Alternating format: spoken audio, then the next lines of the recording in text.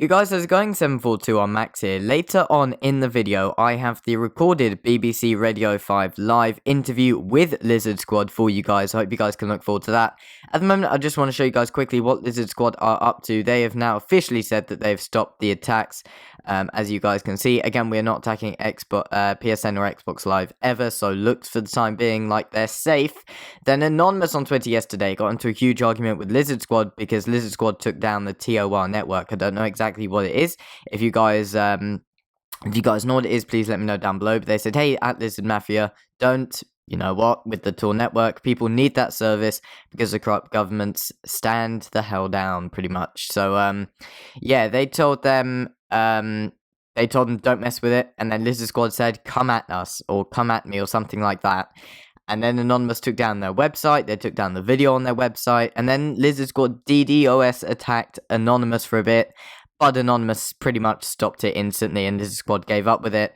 And then Anonymous pretty much, in the end, just gave up, Lizard Squad in the end pretty much just gave up and pretty much apologized completely. So I just thought I'd show you guys that. And finally, the news you've all been waiting to hear.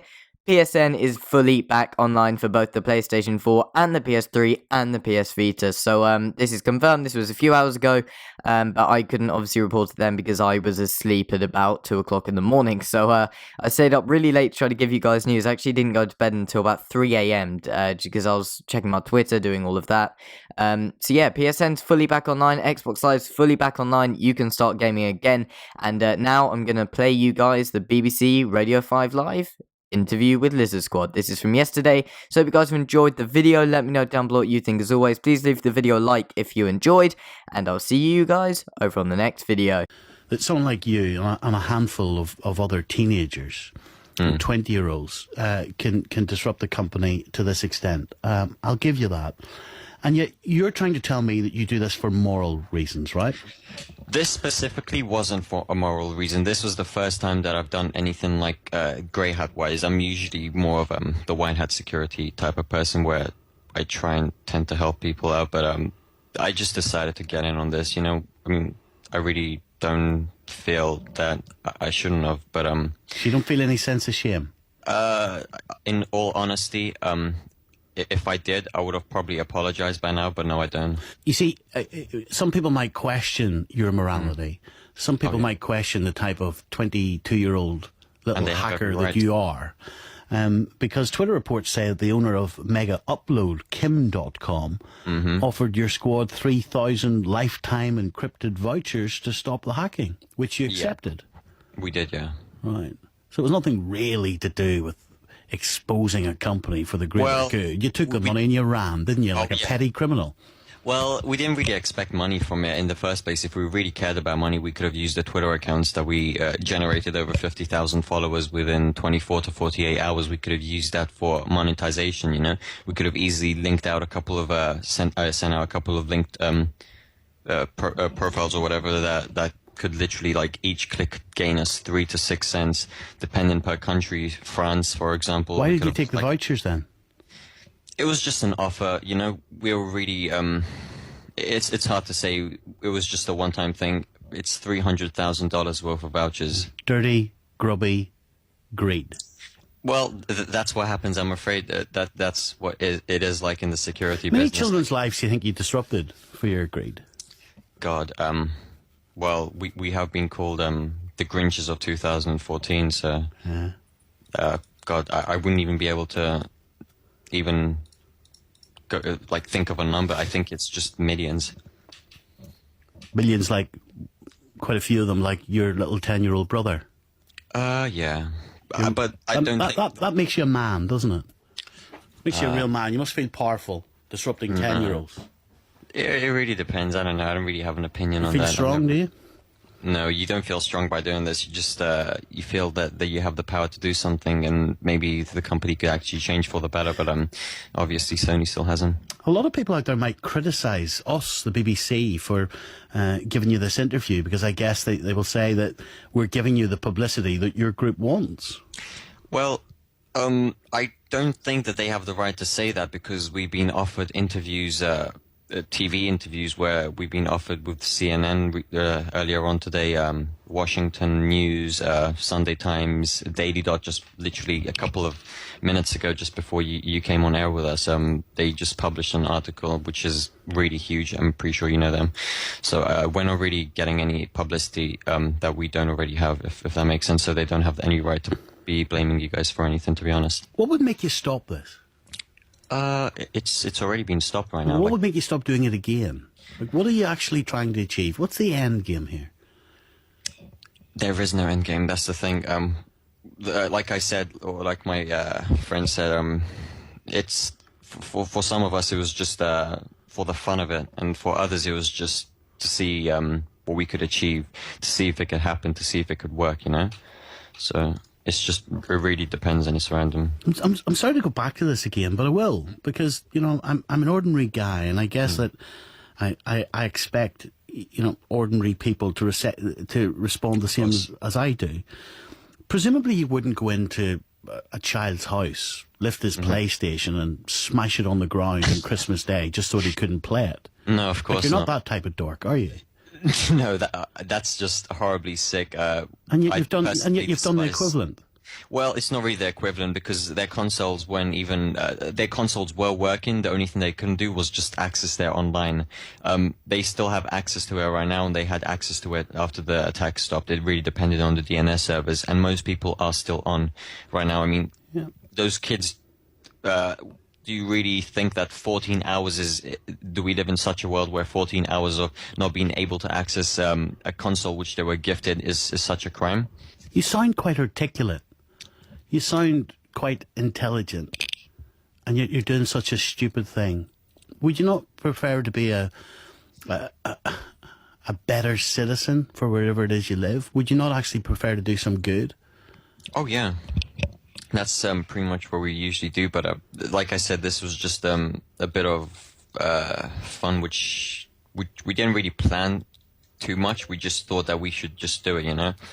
I can't really say any more than that, to be honest. But yeah, one day. Let me go back to Alex, who's been listening to this. Sure. Alex, what have you made of what you've heard?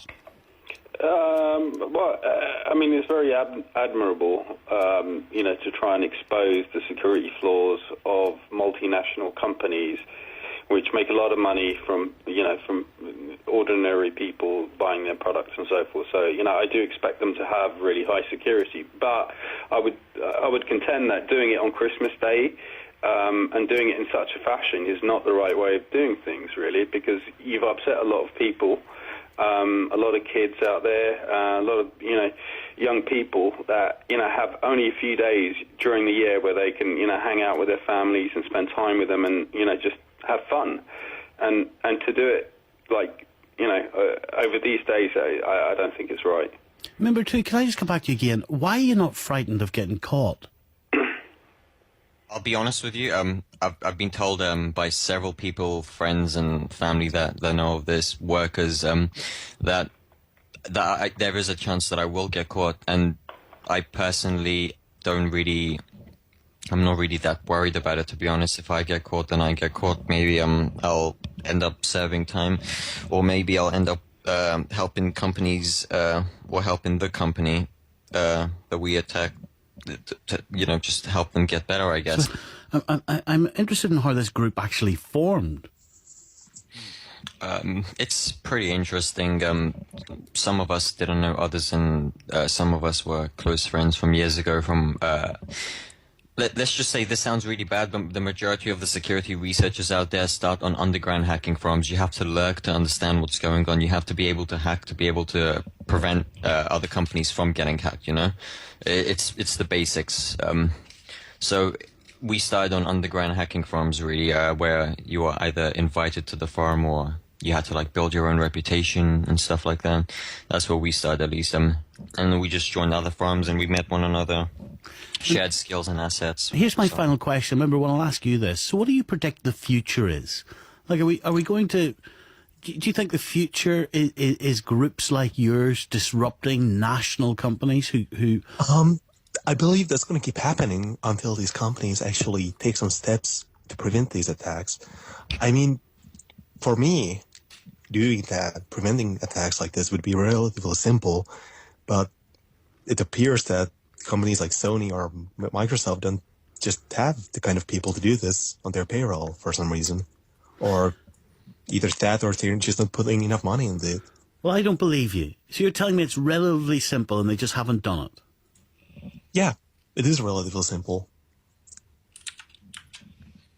It would take an investment of a couple of $1 million per month, maybe, to prevent attacks like this, but that would be nothing for Sony or Microsoft. They make that in a day. Just think of how much they lost in the past 14 hours. Well, in the 14 hours that Sony's almost been offline for over 24 hours. Actually, they have Microsoft have like got back onto their feet because they actually have people that know what they're doing, somewhat know what they're doing. Whereas Sony is still charging £4 to £5 a month for their membership, and they still can't prevent their servers from or they can't upgrade their servers to the state where they could actually like prevent such a simple attack. Like, it costs money, but in the long run, it's so worth it. They just don't do it because they want to keep money for themselves.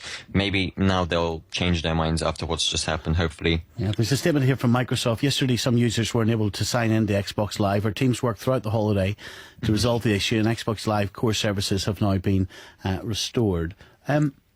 How come they can't, I've always been told follow the money if you want to find criminals, people like you too. How come you can't be found through these encrypted vouchers, member one? Well, I've got the encrypted vouchers here, but I'm personally not going to use them. I mean, it would be rather hard to identify me based on those vouchers. And even if that happened, that wouldn't hurt me at all. I mean, the cops could come here, they'd pick up a computer, they'd look at the computer for a while, then they'd find out there's really nothing that connects me to these attacks conclusively on the computer. And then they'd have to let me go. You going to spend your money, number two?